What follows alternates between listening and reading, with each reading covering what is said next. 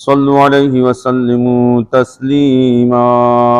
اللہم صلی علی محمد وعلی بار دیگر بآواز بلند صلوات اللہم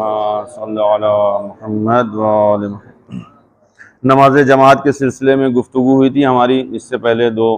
اور نماز جماعت کی فضیلت اور اہمیت کو بیان کیا گیا، خصوصی طور پر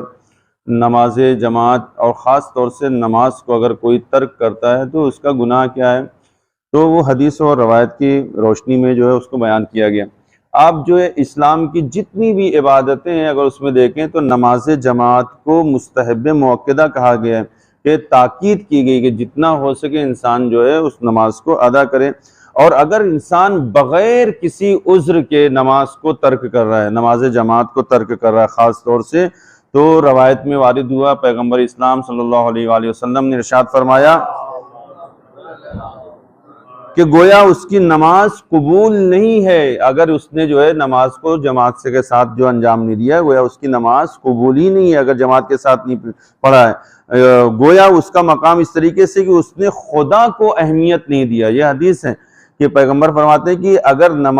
نماز جماعت کو اس نے اہمیت نہیں دیا تو گویا اس نے خدا کو اہمیت نہیں دیا۔ انسان اگر جو ہے خدا کو اہمیت دے رہا ہے تو اسے نماز جماعت کو بھی اہمیت دینا چاہیے۔ قرآن مجید میں بار بار اس کے بارے میں آیا ہے وَأَقِيمُوا الصَّلَاةَ وَأَقِيمُوا الصَّلَاةَ، نماز قائم کرو، یعنی کیا؟ اس کا میننگ کیا ہے کہ یعنی نماز کو جماعت کے ساتھ وَارْكَعُوا مَعَ الرَّاكِعِينَ، رکوع کرنے والوں کے ساتھ ساتھ رکوع کرو، یعنی نماز کو جماعت کے ساتھ آپ ادا کریں، اس کا ثواب بہت زیادہ ہے۔ اگر دو لوگ بھی انسان ہیں تو روایت میں ہے کہ پہلا جو ہے انسان جو پہلا شخص جو امام ہو، دوسرا شخص جو ماموم ہو، تاکہ دونوں ایک دوسرے کی جو اقتداء میں اس کو جو نماز کو جماعت کو ادا کر سکیں۔ اتنا زیادہ روایت میں کہ آیت اللہ بروجردی رحمۃ اللہ علیہ نے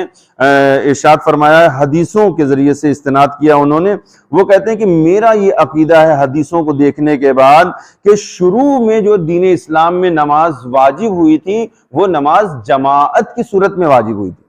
آپ ذرا تصور کریں کہ نماز جو واجب ہوئی تھی وہ جماعت کی صورت میں وارد ہوئی تھی، اور اس طریقے سے کہ جو ہے پہلی نماز جو ہوئی ہے وہ جماعت کے ساتھ ہے، پڑھانے والے خود پیغمبر اسلام ہیں، اور پہلے مقتدی مولائے متقیان علی ابن ابی طالب علیہ السلام ہیں، اور جناب خدیجۃ الکبریٰ سلام اللہ، انہوں نے آپ کی اقتداء میں نماز کو پڑھا اور مسلسل نماز کو جماعت کے ساتھ پڑھتے رہے، اور بعد میں پھر جناب جعفر طیار علیہ السلام نے انہوں نے پھر نماز کو جماعت کے ساتھ پڑھا، اور پھر دھیرے دھیرے جو جب نماز کا حکم آیا تو پھر تمام مسلمانوں میں یہ بات رائج ہوئی، پیغمبر اسلام خود نماز کو جماعت کے ساتھ اہمیت دیتے تھے، پڑھاتے تھے، اور لوگ نماز کو جماعت کے ساتھ پڑھا کرتے تھے۔ کتاب علل الشرع میں امام جعفر صادق علیہ السلام آپ فرماتے ہیں کہ خداوند عالم نے نماز جماعت کو اس لیے قرار دیا تمہارے لیے کہ نماز پڑھنے والے نماز نہ پڑھنے والوں کے بارے میں معلوم کر سکے، ان کے بارے میں مشخص ہو سکے، اور اگر کوئی شخص یہ معلوم کرنا چاہتا ہے کہ کون وقت کا پابند ہے تو وہ یہ دیکھے کہ نماز کو جماعت کے ساتھ پڑھتا ہے یا نماز کو جماعت کے ساتھ نہیں پڑھتا ہے۔ اور امام نے اسی حدیث میں ارشاد فرمایا، آپ ارشاد فرماتے ہیں کہ گویا اگر اس نے نماز جماعت کو ترک کیا تو اس نے بہت بڑے فائدے کو اس نے ضائع کر دیا، اس نے نقصان کر دیا، اس کی بھرپائی نہیں ہو سکتی ہے۔ کیونکہ جو ہے اگر نماز کو جماعت سے پڑھ رہا ہے تو امام فرماتے ہیں کہ اگر نماز جماعت نہ ہوتی تو کوئی بھی شخص ایک دوسرے کے بارے میں اس کی نیکی اور خیر کے بارے میں گواہی نہیں دے سکتا تھا۔ نیکی اور خیر کے بارے میں سمجھے کہاں پر اشارہ ہے امام کا اشارہ ہے نماز میت کے وقت۔ نماز میت جب ہم لوگ پڑھتے ہیں تو اس میں کیا کہ ہم لوگ گواہی دیتے ہیں کہ اس کی نیکیوں کے بارے میں، خیر کے بارے میں کے علاوہ ہم کچھ نہیں جانتے۔ امام فرما رہے ہیں کہ اگر نماز کو جماعت کے ساتھ انسان نہیں پڑھتا تو پھر اس کی خیر نیکی کے بارے میں گواہی دینے میں اشکال تھا۔ اب ہم اگر گواہی دے رہے ہیں تو اس کا مطلب ہے کہ ہم اس کو نماز جماعت میں دیکھتے تھے، نماز وہ پابندی سے پڑھتا تھا۔ بہرحال اس کی بہت زیادہ ہے۔ پیغمبر اسلام فرماتے ہیں کہ جتنی تعداد حاضرین کی بڑھتی چلی جاتی ہے خداوند عالم کی طرف سے اتنا ہی اس کا اجر و ثواب بڑھتا چلا جاتا ہے، اور خداوند عالم نماز جماعت میں شریک ہونے والوں کو پسند کرتا ہے، ایک ایک بندے کی تعریف کرتا ہے۔ بس ایک روایت کو بیان کروں اور آج کی زحمت کو تمام، پھر انشاءاللہ کل اس کو بیان کریں گے۔ پیغمبر فرماتے ہیں کہ اگر ایک ماموم ہو، نماز جماعت سے ہو رہی ہے، پڑھانے والا امام، ایک ماموم ہے اگر، تو پیغمبر فرماتے ہیں کہ 150 نماز کا ثواب ہے۔ ایک ماموم اگر ہے تو 150 نمازوں کا ثواب اس کو عطا کیا جائے گا۔ پھر پیغمبر فرماتے ہیں کہ اگر 2 ماموم ہو گئے تو 600 نمازوں کا ثواب عطا کیا جائے گا۔ کتنی؟ 600 نماز۔ اگر ہم الگ سے پڑھیں تو 600 مرتبہ ہم کو پڑھنا پڑے گا، 600 نمازوں کا ثواب عطا ہوگا۔ پھر پیغمبر فرماتے ہیں کہ اگر 9 یا 9 سے زیادہ ماموم ہو جائیں تو پھر انلمیٹڈ، اس کا ثواب صرف خداوند عالم جانتا ہے، اس کا اجر کتنا ہے خدا جانتا ہے۔ فرشتے پوچھتے ہیں پروردگار کیا لکھا جائے اس کے ثواب میں؟ خدا کہتا ہے کہ جو ہے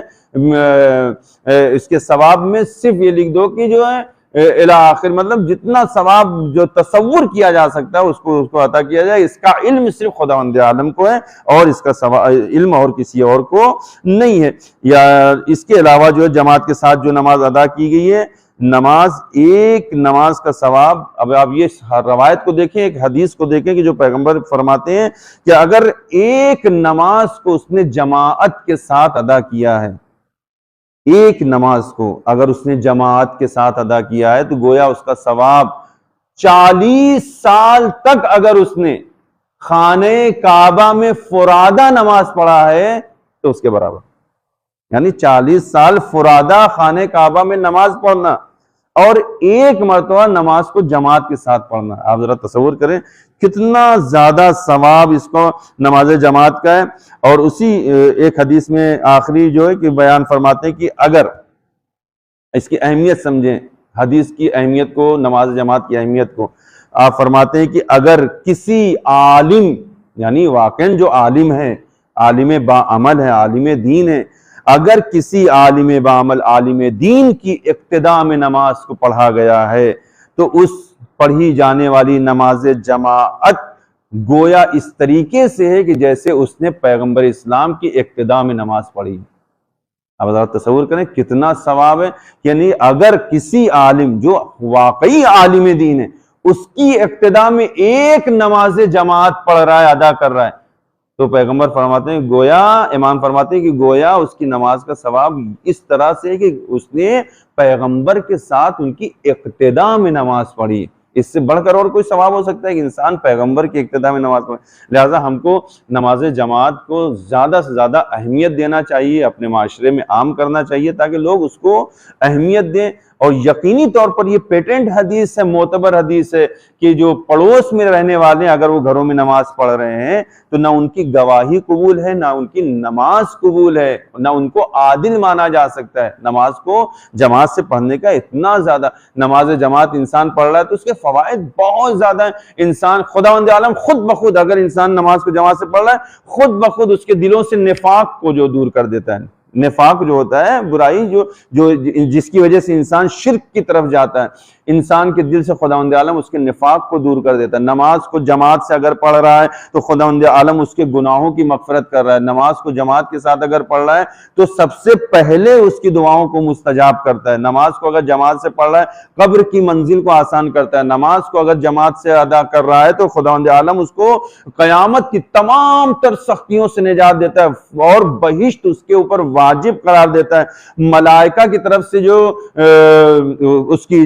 جنت کی جو بشارت دی جاتی ہے قیامت میں، اور سب سے بڑا اس کو تمغہ کیا ملتا ہے جماعت سے جو نماز پڑھتا ہے۔ جس طریقے سے معصومین علیہ الصلوۃ والسلام و خاص کچھ علماء کرام لوگوں کی شفاعت کریں گے، حدیث میں باقاعدہ کہ اگر انسان پابندی سے نماز کو جماعت کے ساتھ ادا کر رہا ہے تو قیامت کے دن محشر کے میدان میں لوگوں کی شفاعت کرے گا۔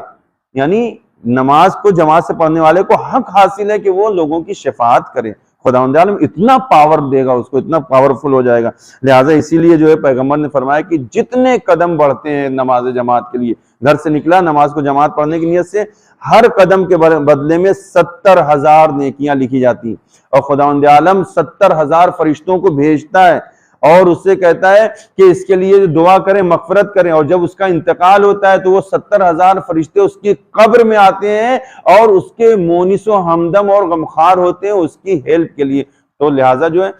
بہت حدیثیں انشاءاللہ اور باقی اس کو بیان کریں گے، ہم کو اس کو زیادہ سے زیادہ اہمیت دیں اور تاکہ ہم نماز جماعت کو بہتر سے بہتر انداز میں پڑھ سکیں، لوگوں کو بھی راغب کریں، کیونکہ قرآن کا حکم ہے اقیموا الصلاۃ، خود بھی پڑھو نماز اور لوگوں کو نماز میں آنے کی دعوت بھی دو۔ اقیموا الصلاۃ ایک آدمی نہیں پڑھ سکتا، کم سے کم 2 لوگ ہوں تاکہ لوگوں کو ساتھ میں لے کر پڑھا جائے، اسی کو جماعت کہا جاتا ہے۔